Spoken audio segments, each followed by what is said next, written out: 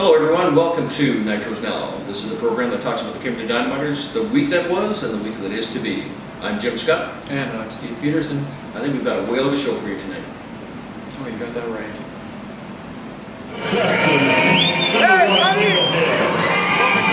The second star from the Kimberley Dynamiters, number 18, Marks.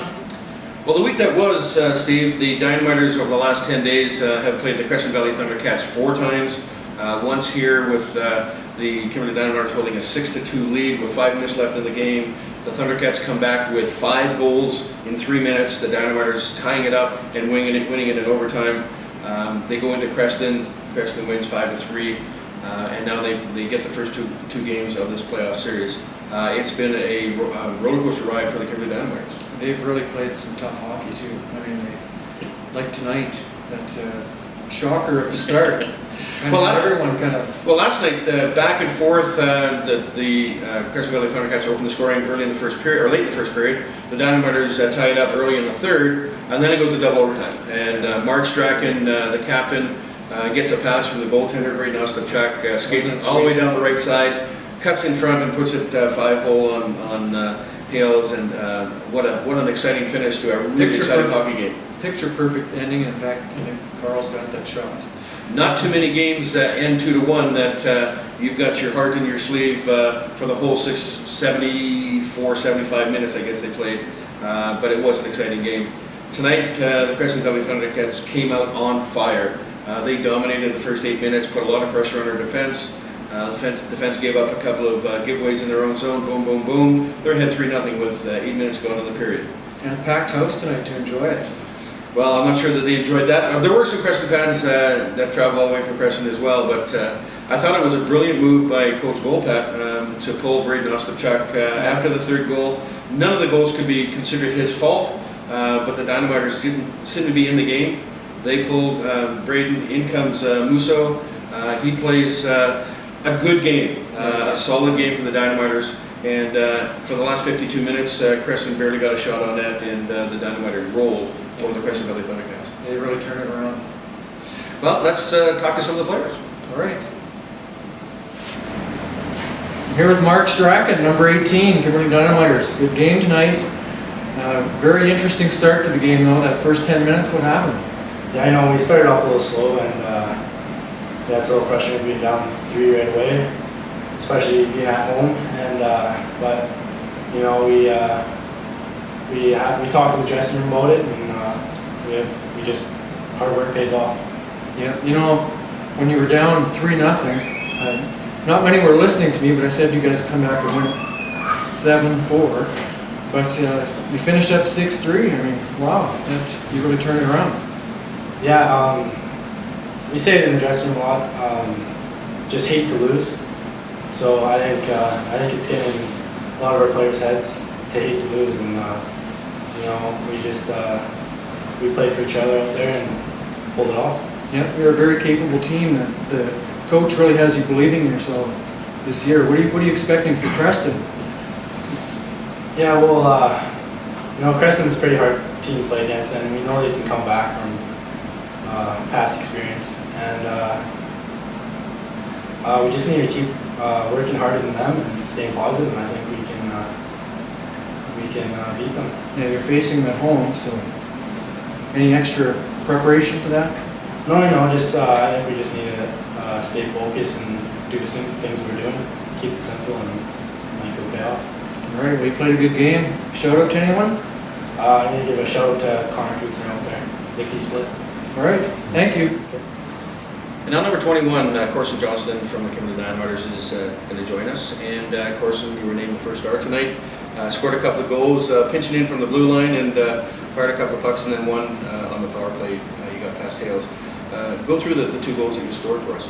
Well, I think both of them, I found soft spots on the power play and got great passes from Marky on the first one. I have no idea how that pass found me back door, but great feed from him. And second goal, Villette found me at the point, and Foreman had a great screen in front. There was really nothing the goalie could do, so I think just put a set of eyes on the puck there and happened to find it back in the net.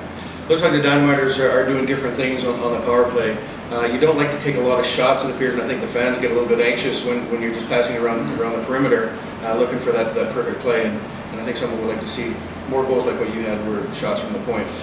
What is exactly like you're trying to do on the power play?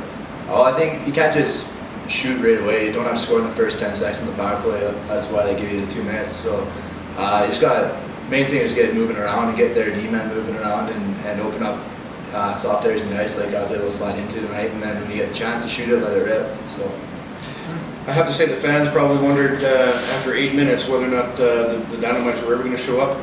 10 shots on goal, and Braden Ostapchuk gets pulled. In comes Moose cold. And for the rest of the game, you guys allowed 5 shots for the last 52 minutes. What is it that you did differently after the first 8 minutes? I think we just started playing. We played with a little bit of urgency and realized that if we didn't get the next one, we were probably out of it. So we really tightened up defensively and got in there hard on the forecheck and started knocking them around a little bit and got them back on their heels. You were doing to them what they did to you in the first 8 minutes. And it doesn't matter what level you're playing at, if you're being pressured, there's an opportunity to make a mistake. Absolutely. Looking at the Dynamites going into the Crescent Valley Arena, a small barn, they are 12-1 over the last 13 games at home. What do you have to do in order to be successful there? I think we have to play a lot like we did the last couple of periods in overtime last night. Like, we just got to take the body because that's what makes them successful. It's such a small arena. They just dump and chase, and the D-man knows he's going to get hit every single time you dump it in. So you got to get on them early and let them know, have them hearing footsteps for the rest of the game. So. And that's what they were doing to you in the first 8 minutes, banging you guys as you went back after the puck. And certainly they're going to do that in Crescent. What can you as a defenseman do when you know you've got one of their forwards, maybe Jesse Collins or Formosa coming down on you when you're trying to go get that puck in the corner? I think it's really important for your defense partner to get back and help you out. I mean, even if you don't give him the puck, if he's there for a DED, he takes a guy off of you and gives you that little bit extra time to make a soft play at the wall to the forwards. So I think we just got to get all 5 guys coming back hard into the zone, and it makes it real easy for us to break out. So. Of course, and this is your second year with the Dynamites, correct? Third year? Well, bit and a half. 2.5. Yeah. What is it about the Dynamites that made you want to come back and play this year? I think it's just a great organization and close to home, and I wanted to start taking some courses down in the college in Cranbrook. So I was really fortunate to get the opportunity to come back. Rocky gave me that opportunity, and I was really grateful for it. So. Corson Johnston, number 20, we appreciate you coming out. Great win tonight, and good luck on Monday and Tuesday as you play in the Crescent Valley Arena. Thanks a lot, appreciate it. Number 21, Corson Johnston. Now we're here with Bryce Purplitz, number 16 of the Kimberley Dynamiters. Welcome to Nitros Now. Now, what could you tell us about tonight's game? You were hitting pretty hard out there. Yeah, I was just trying to throw my body weight around. It opens up some more room for the smaller players who like to carry the puck. So when you hit, it opens up some room out there. What was the turning point for you in this game? I mean, you were down 3-0. Probably scoring that first goal, we just kept it rolling after the second intermission started there. We got right on him, scored that first goal, and then we kept going from there. Didn't allow any other goals from then, so kept going. I got to ask you about the hair. What's up with the hair? Well, I want to do something stylish for playoffs, I guess. So I guess the mohawk was up there. A few hairstyles, so decided to get a mohawk. And Getting a few looks at school? yeah, actually, a lot of people like it, so I try covering it up. It's kind of embarrassing being the only kid in school with it, so. Now you're from Cranbrook, Yeah, I'm from Cranbrook. and you've been with the Dynamiters. Oh, it's my second year, because last year was a 16-year-old, so. Oh, right on. Yeah, well, really good game today. Oh, thank you. All right, thanks for showing up here. Anyone you want to give a shout out to? No, I don't think so. No. How about a wave? There we go. All right. Thanks a lot. Yeah, thank Take you. care. Good game. Thank you. And now General Manager Rocky Allen coming to talk to us after tonight's game. I'd like to know what you were thinking after 8 minutes of play in that first period. Well, to be honest with you, Jim, I thought now we have an opportunity to show them we can come back. And if it was 3-0 with 12 minutes to go in the third, I'd be a little bit more worried. But with 52 minutes to go in the game, we've got character kids. If they were going to give up, I just didn't. We don't have quit in us. I think you saw that the last time we played them. They got 5 in probably world record time. In about 2.5 minutes, yeah, exactly. And we came back and beat them.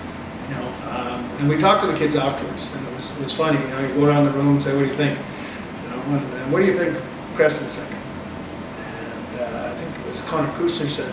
You know, everybody says, "Oh, they were thinking, they were, you know, we just about beat him." Connor Kusner said, "Well, I'm going back on the bus. I'm thinking we lost."